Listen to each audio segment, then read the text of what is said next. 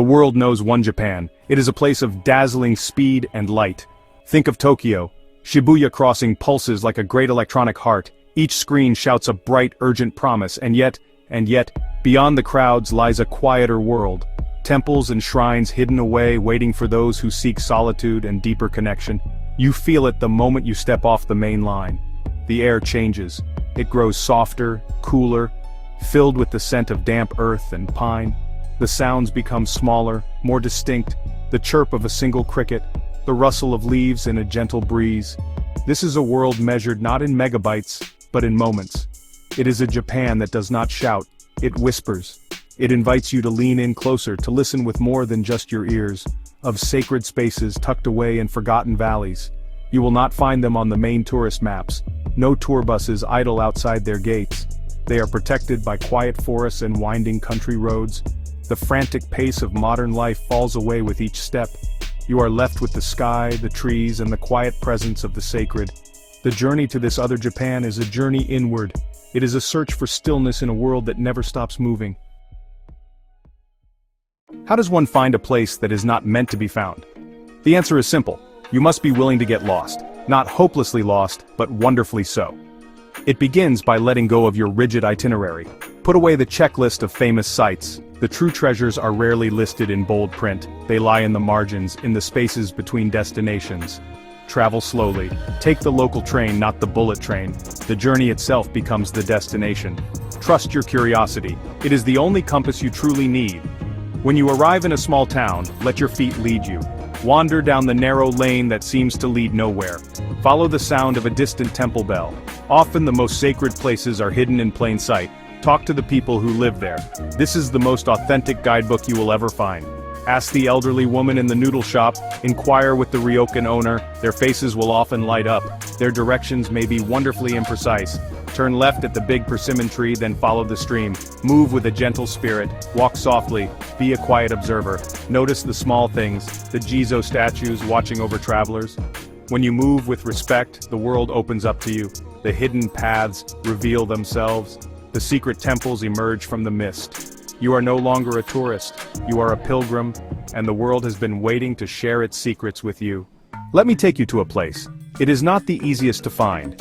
You must travel to the hills of Arashiyama, past the famous bamboo grove, and keep going. Tucked into a quiet fold of the mountain you will find Otogi Nenbutsuji. At first glance, humble, but as you climb you begin to see them. Small stone figures, hundreds of them.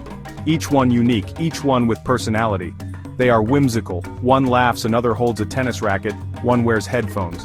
They are deeply, wonderfully human.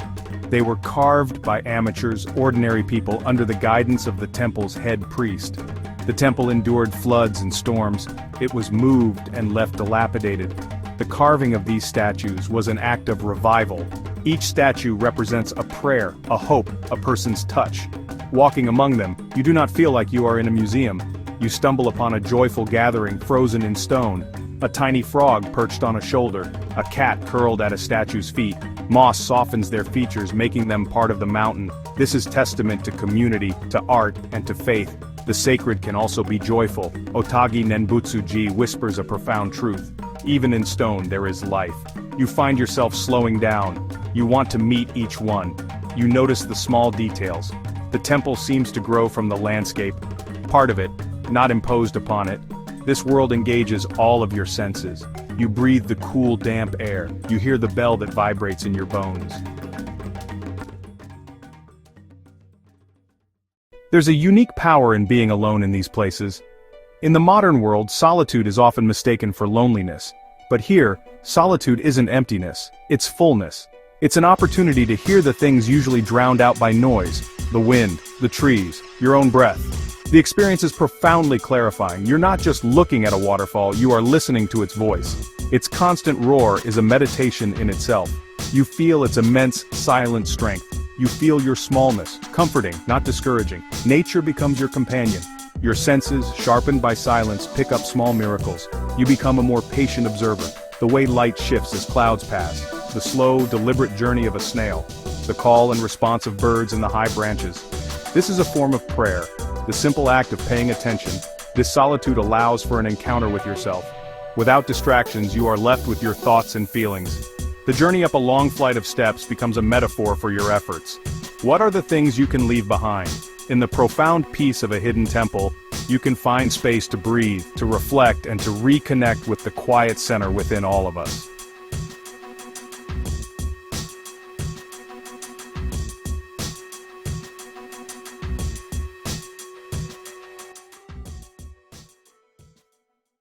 To discover these places requires more than a map. It requires a shift in mindset. Approach not as a tourist but as a pilgrim. A tourist consumes.